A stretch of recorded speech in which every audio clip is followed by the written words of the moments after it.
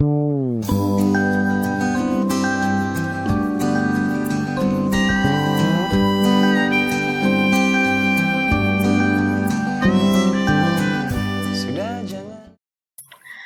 teman-teman, gimana nih kabarnya? Semoga baik semua, sehat walafiat. Perkenalkan, saya Gadis. Saya dari Prodi Kesehatan Masyarakat Angkatan 22 Sikia UNER Banyuwangi. Saya perwakilan dari T-Rex. Pada kesempatan ini, saya akan mengelar podcast bertema pentingnya resiliensi dan regulasi emosi pada remaja menuju dewasa. Di sini sudah ada Dr. Faisal nih. Beliau adalah salah satu dosen kedokteran hewan di Sikia UNER Banyuwangi, Divisi Ilmu Kedokteran Dasar Veteriner. Silakan dok, mungkin bisa memperkenalkan diri ke teman-teman. Baik, terima kasih kesempatannya. Perkenalkan saya Faisal Fikri, salah satu staf dosen ya yang ada di Sekolah Ilmu Kesehatan dan Ilmu Alam.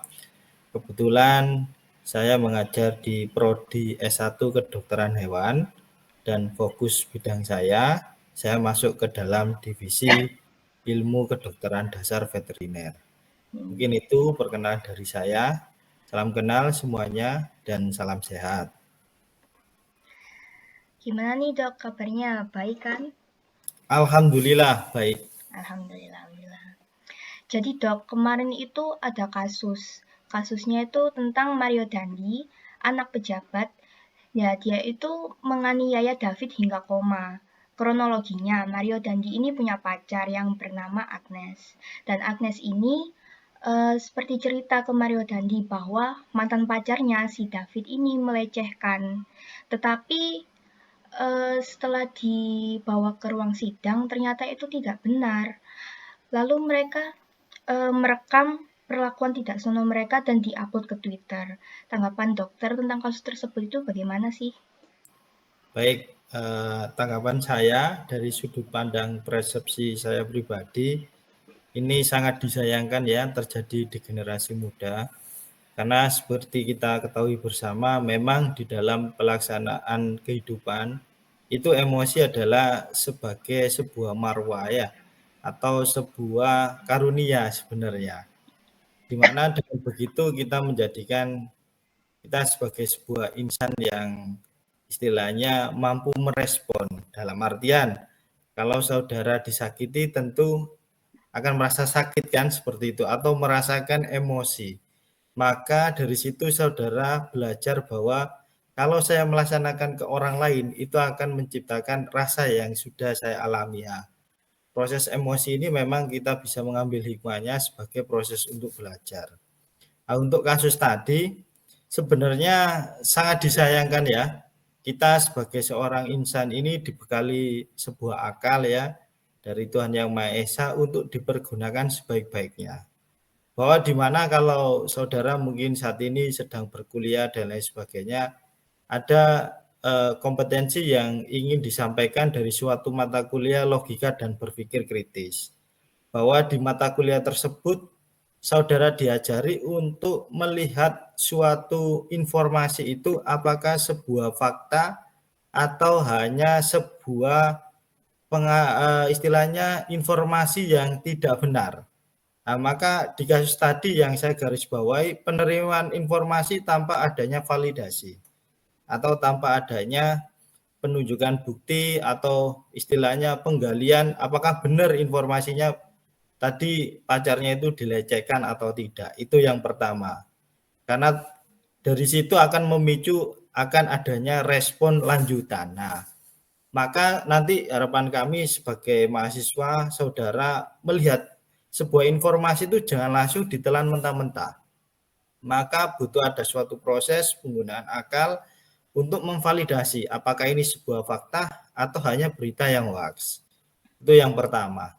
Yang kedua tadi respon yang diberikan ini menunjukkan sebuah regulasi emosi yang kurang baik. Karena apa? Karena ketika mendapatkan informasi yang salah, ditelan mentah-mentah, otomatis kita akan memunculkan sebuah emosi.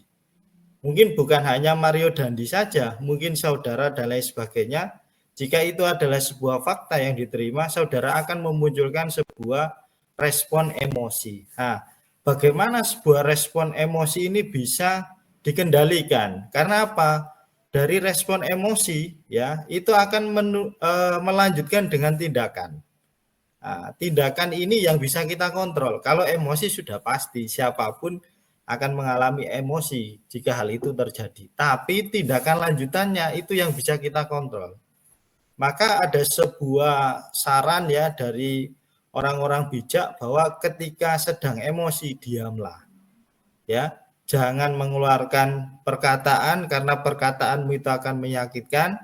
Jangan bertindak karena tindakanmu ini juga akan melukai orang lain.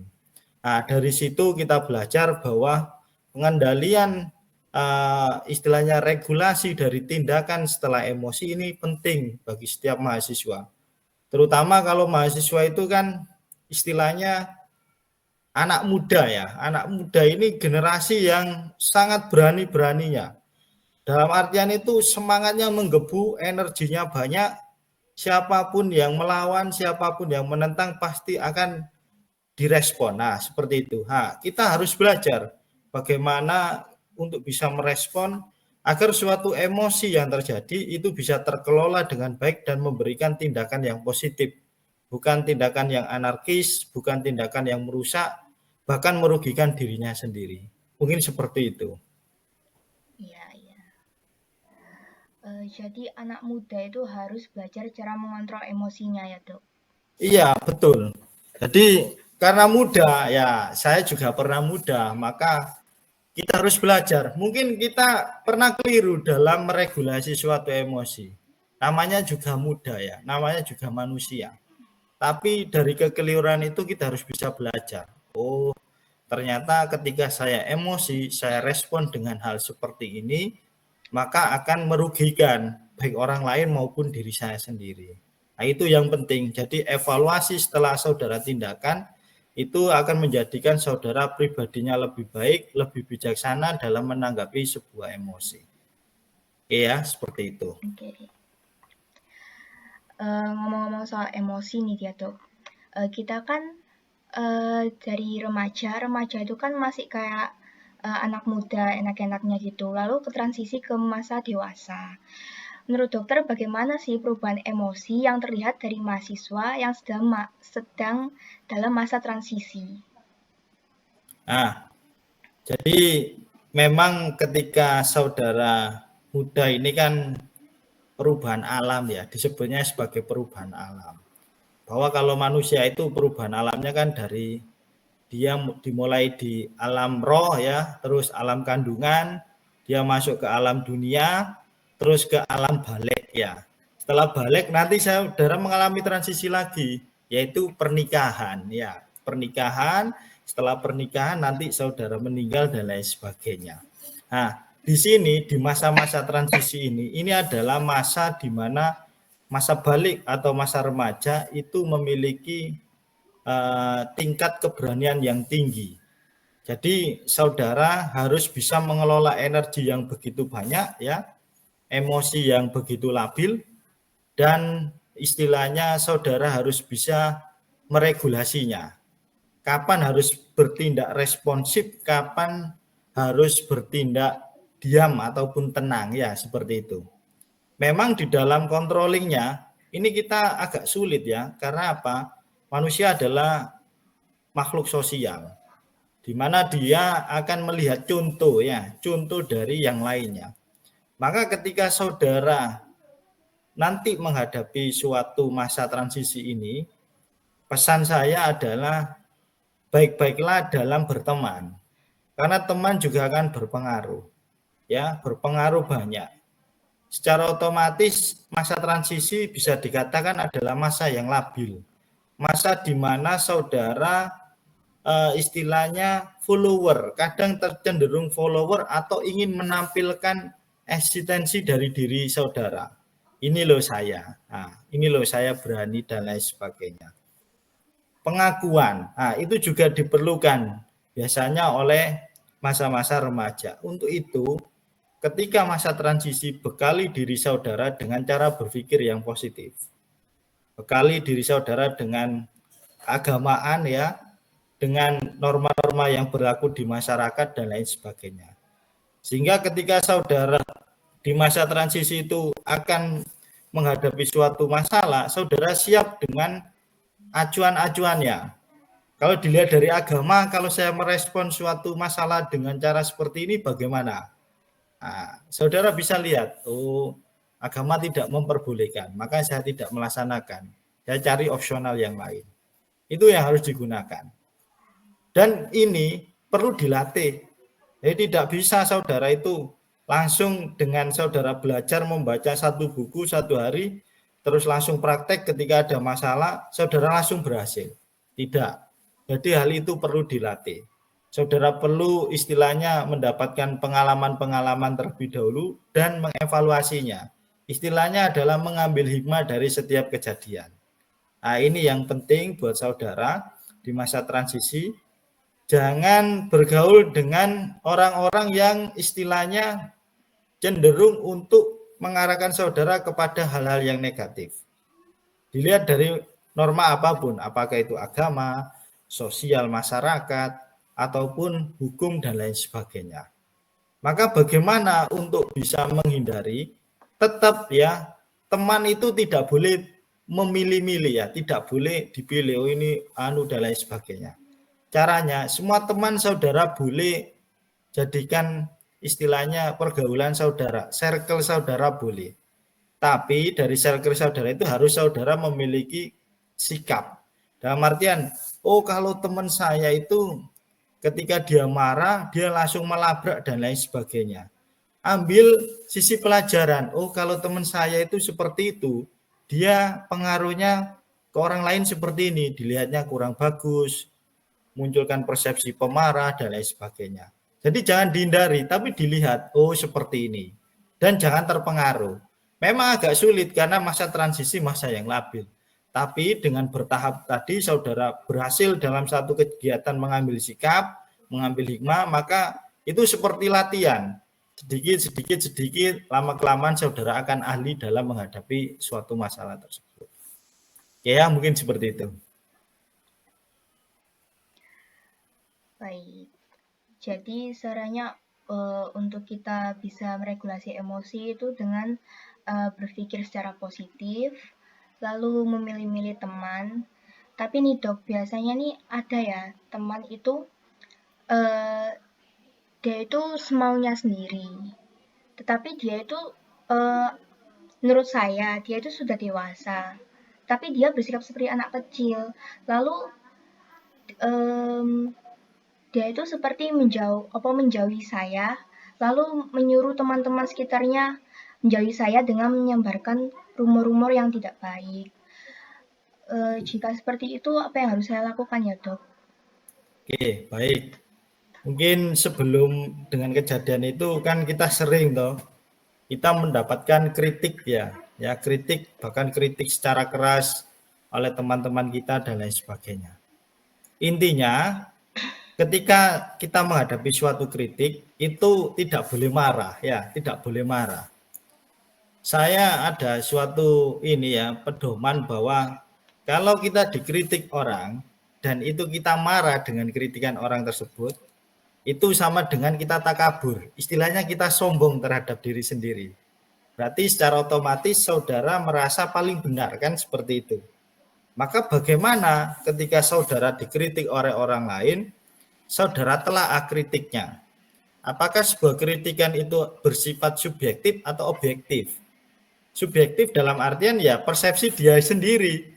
Maka kalau itu persepsinya dia sendiri, secara otomatis ya kita tidak perlu merespon. Ngapain kita buang-buang tenaga dan lain sebagainya. Ya kita tidak perlu merespon. Nah, tunjukkan dengan sikap yang memang bertolak belakang dengan apa yang dia sampaikan. Tapi kalau yang dikritik itu adalah memang benar terjadi pada kita dan sifatnya adalah sebuah objektif, maka kita wajib untuk memperbaiki diri kita sendiri. Ya, jadi jangan menciptakan benteng ketika ada kritikan.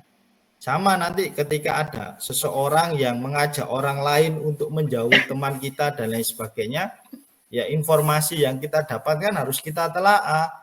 Apakah ini sebuah istilahnya informasi yang subjektif? Oh enggak kok, kan kadang muncul seperti itu dari nurani kita. Oh enggak kok, dia baik kok sama saya dan lain sebagainya.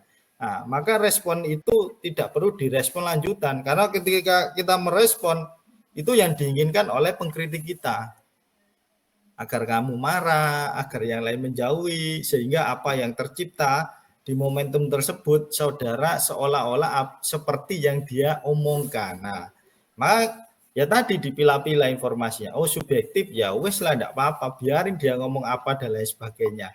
Toh kan istilahnya kita tidak seperti itu. Tapi kalau kita lihat, oh ini objektif, benar dia ngomongnya kayak gitu, ternyata benar itu juga saya lakukan, maka saya harus mengevaluasi diri saya. Saya berusaha untuk tidak melaksanakan apa yang atau memperbaiki diri. Ya, jadi tidak boleh kita dalam bersikap menangani kritik ataupun menangani orang lain yang tidak dewasa harus dengan meresponnya, tidak harus. Ya, saudara cukup memilah-milah informasinya, apakah ini sebuah informasi yang subjektif yang berarti tidak perlu kita respon, apakah itu sebuah kritik objektif yang dimana perlu kita perbaiki dari diri kita sendiri. Oke ya, seperti itu. Jadi pengembangan resiliensi dan regulasi emosi pada masa transisi itu sangat penting untuk meningkatkan kesehatan kesejahteraan psikologis remaja dan mencegah gangguan kesehatan mental serta perilaku yang berisiko. Untuk menghindari regulasi dan resiliensi emosi yang dampak signifikan, kita harus dapat memilah informasi-informasi. Lalu sebentar dok, maaf dok. Mungkin ada tambahan dari saya juga. Jadi seperti ini, ketika kita terlalu berekspektasi terlalu tinggi, itu juga akan menimbulkan sebuah emosi. Dalam artian ya, contoh, saudara berekspektasi terhadap seseorang. Saya sering ngasih atau sering neraktir teman saya, si A katakan seperti itu. Sering saya ajak main dan lain sebagainya. Saudara berekspektasi ketika saudara mengalami suatu kesulitan, harapannya si A merespon yang sama dengan apa yang saudara berikan kepadanya. Kan muncul persepsi seperti itu kan, ekspektasi seperti itu. Maka terjadilah kondisi di mana ekspektasi tidak sesuai dengan kenyataannya. Dari situ muncullah suatu respon, yaitu respon perasaan emosi. Ya, kalau bahasa Jawanya itu mangkel. Nah, muncul mangkel. Nah, kalau mangkel, maka ekspektasi yang saudara taruh ini wajib kita turunkan. Jadi jangan terlalu berekspektasi terlalu tinggi terhadap seseorang ataupun terhadap apa ya istilahnya suatu kegiatan, tapi berusaha untuk realistis. Nah, ini yang wajib kita kita pahami bersama sehingga generasi muda ini bisa selamat kesehatan mentalnya. Karena apa? Banyak orang-orang yang mengalami gangguan kesehatan mental itu karena ekspektasinya terlalu tinggi terhadap suatu hal. Sedangkan yang dia dapatkan dari realitasnya itu terlalu rendah menurut dia, karena dia menaruh standar terlalu tinggi. Nah, akhirnya muncullah kegoncangan dalam jiwanya dari rasa marah dan lain sebagainya. Kalau rasa marah tersebut dia bisa ungkapkan atau dia bisa menyampaikan ya, maka itu akan berkurang. Tidak berpengaruh lanjutannya. Tapi kalau emosi ini tidak bisa dia ungkapkan, dia pendam sendiri, lama-kelamaan kesehatan mentalnya akan terganggu. Dan kadang ketika kita mengalami emosi, usahakan untuk tidak bereaksi ya, ataupun istilahnya langsung merespon. Nah itu yang bahaya. Kadang teman kita yang tidak ikut salah, tidak ikut ngapa-ngapain, waktu kita emosi dia datang terus tiba-tiba ngajak guyon, guyonannya yang harusnya lucu, kamu anggapnya adalah sebagai sebuah ejekan. Akhirnya kamu ikut marah juga ke dia. Nah, itu sering terjadi. Maka lebih baik kalau saudara emosi diam ya atau menenangkan diri, entah dengan cara macam-macam saudara mungkin bisa dengerin musik, makan dan lain sebagainya. Karena tiap individu saya rasa akan sangat berbeda untuk cara dalam menenangkan dirinya. Dari situ kalau sudah mulai bisa berpikir jernih, barulah saudara merespon apa yang sudah terjadi dan menimbulkan emosi pada diri saudara. Oke. Oke nih teman-teman, jadi kesimpulannya, pengembangan resiliensi dan regulasi emosi pada masa transisi remaja menuju dewasa itu sangat penting untuk meningkatkan kesejahteraan psikologis remaja dan mencegah gangguan kesehatan mental serta perilaku yang beresiko. Nah, untuk penutupannya nih dok, dokter punya nggak closing statement buat teman-teman yang nonton? Closing statement untuk saya, jadi untuk rekan-rekan mahasiswa ya dalam menempuh pendidikan, di dunia akademisi ataupun lingkungan kampus ya. Tadi saya sampaikan bahwa ingat sebuah informasi itu tidak selamanya benar, kadang sifatnya subjektif dan kadang sifatnya malah hoax. Maka telaah sebuah informasi tersebut. Boleh saudara mencari istilahnya praduga tak bersalah di awal itu boleh. Dengan tujuan untuk keselamatan dari informasi yang diterima. Karena salahnya penerimaan nanti akan menimbulkan sebuah respon emosi. Yang kedua, ketika saudara emosi, usahalah untuk tidak langsung merespon. Ya, usahakan untuk segera menenangkan diri saudara sendiri. Jika itu emosi itu perlu diutarakan, utarakan dengan rekan-rekan terdekat saudara, dengan keluarga, orang tua, kakak, dan lain sebagainya. Setelah itu, mintalah pendapat ya, mintalah saran untuk bagaimana cara terbaik dalam meresponnya. Karena secara garis besar, seseorang yang sudah makan asam garam tentu dia akan dalam memberikan saran sesuai dengan kenyataan yang akan dihadapi. Yang terakhir, jangan menaruh ekspektasi terlalu tinggi terhadap seseorang atau suatu hal. Istilahnya tetaplah saudara bersikap sederhana, menerima apa adanya ya, terus melihat masih ada istilahnya rekan-rekan saudara yang masih kurang beruntung ya dari saudara sehingga rasa syukur akan dimunculkan. Dengan munculnya rasa syukur, maka ketentraman jiwa saudara akan terpelihara. Mungkin itu closing statement dari saya. Terima kasih. Ya, terima kasih banyak Dr. Faisal. Semoga apa yang kita diskusikan hari ini sangat-sangat bermanfaat. Terima kasih juga buat teman-teman yang udah nonton sampai akhir. Semoga apa yang kita diskusikan hari ini bermanfaat untuk teman-teman dan generasi-generasi Gen Z lainnya. Sampai jumpa lagi teman-teman.